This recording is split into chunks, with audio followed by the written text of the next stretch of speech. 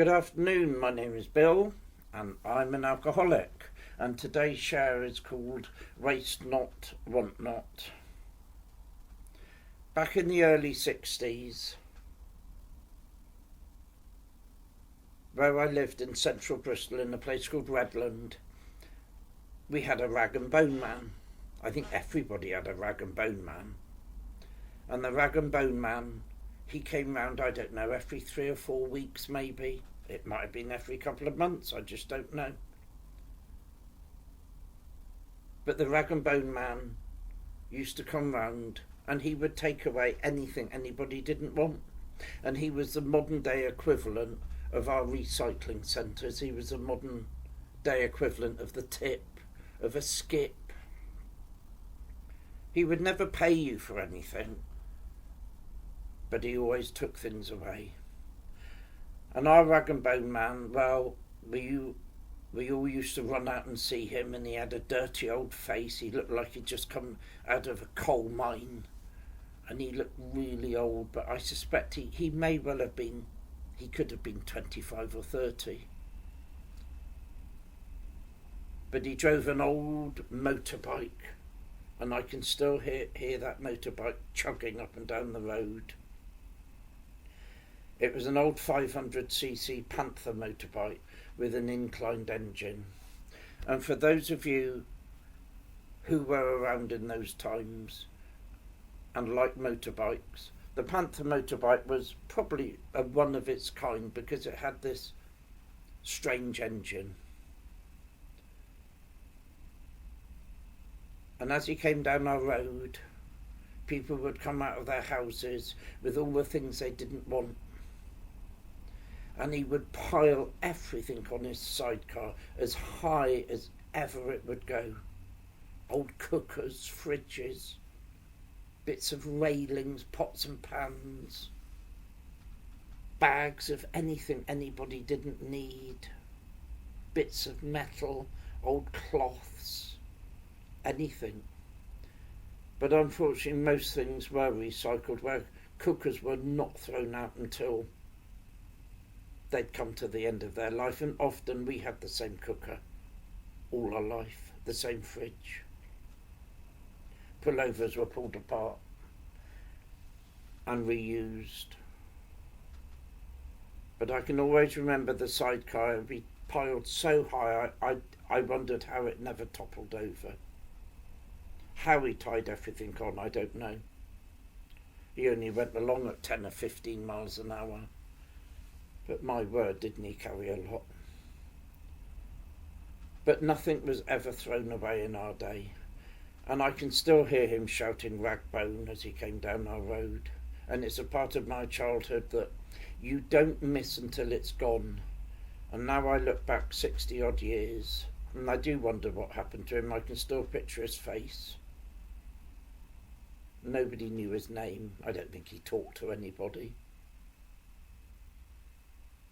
But that was a part of my childhood that today is long gone. But it was a childhood where nothing was wasted and nothing was discarded, nor was anything left unused.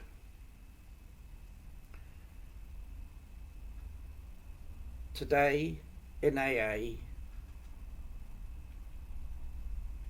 we are the ragbone men of our addiction, where everybody who arrives at the doors of Alcoholics Anonymous arrives with their past, with their alcoholism, with their drinking, with the consequences of their drinking, with their feelings,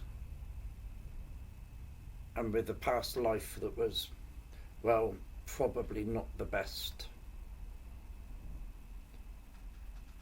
But everything everybody brings to the doors of AA is recycled and it's made good use of. For recovery from alcoholism is altogether quite a fickle business.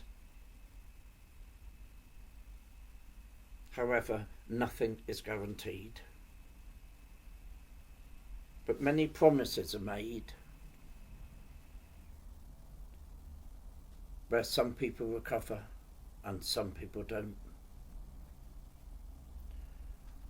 But when I look back at my recovery, not one thing that happened in my past happened by mistake. And I look back at my time in AA, where everyone has an equal chance of stopping drinking. But that's where the two worlds of recovery and addiction meet, where not everyone is ready to stop, and everyone's needs are at different stages in their alcoholism, where their needs are not necessarily our wants, and our wants do not always equate to what we need. I needed recovery for 25 years, but I didn't want it. And maybe occasionally I did want recovery, but my need wasn't enough. The consequences of my drinking, the consequences of my alcoholism, told me to stop drinking many, many, many times.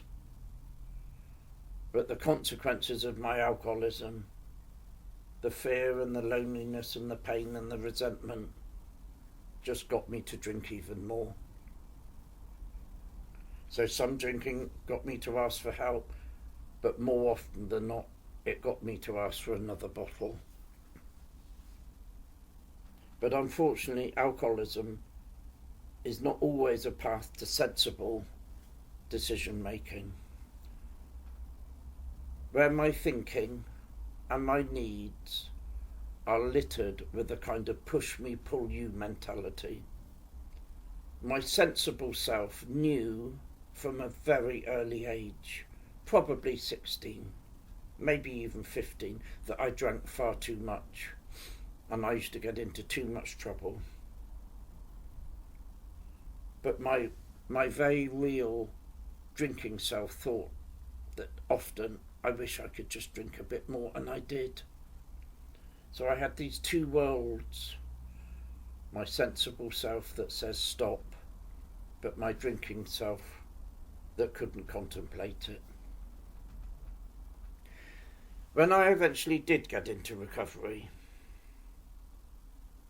the 12 steps of Alcoholics Anonymous ended up using every piece of my past, all the consequences, all the fears, the resentment, the anger, the upset, to ensure I had a sober future, where accepting my unmanageability and my powerlessness was the door to long-term sobriety. My step 4, I was encouraged to use the reality of my past broken life to bring me to my senses, to understand the enormity of what I'd gone through, and to look in detail about the harms that I caused others. It got me to look at the resentments, many of which I'd carried all my life, the fears I'd lived through. The 12 steps asked me to acknowledge my wrongs without leaving anything out. And just like the ragbone man of my childhood, everything in AA is reused, it's recycled, and it's made very good use of. For without my past, without my consequences, without the fear and the loneliness and that need to end it all, without any of these, there would be no future. Because without the past, without the pain of living through 25 years of active alcoholism, I wouldn't have got to a place in my life where I admitted complete defeat, and I wouldn't have run AA. My past was the building blocks, the foundations, the springboard upon which I used to start my new life, where my drinking escapades, my lifelong resentments, my bone-crushing fear of what you thought about me, and my bone-crushing fear about what you didn't think about me, became the stepping stone I took to a life that I now enjoy. A life beyond my wildest dreams, a life in sobriety, a life where I can go one day at a time, 24 hours a day, without the need to pick up a drink.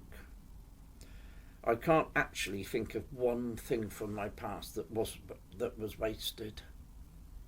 And conversely, I can't think of one thing I've wanted more in my life than the sobriety I have today. Every resentment, every drink, every touch of loneliness,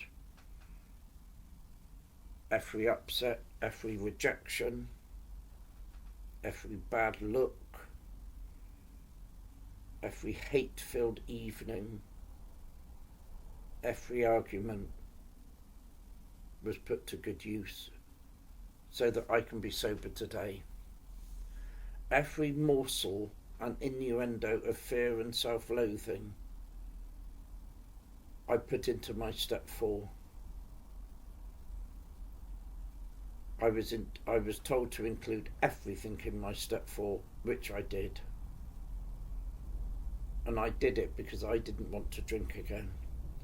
And I was told that the 1 or 2 things that I might leave off my step 4, the 1 or 2 things from my past that I couldn't face, the 1 or 2 things that I just couldn't acknowledge or tell my sponsor about, would be the 1 or 2 things that I may drink on in the future. But I didn't want to drink again, and I was willing to go to any lengths for victory over my alcoholism, and I believe I put everything down.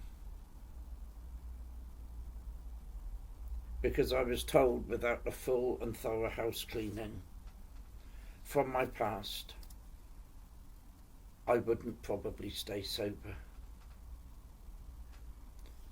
It's funny how what I once wanted to obliterate, to forget forever, which was my past, has now turned into my greatest asset. Where one of those little sayings from my childhood was waste not, want not. And that saying, waste not, want not, has come back one day at a time, not only to change my life, not only to give me the sobriety I've got, but it's come back and it saved my life. Bill the Shirt, Bristol.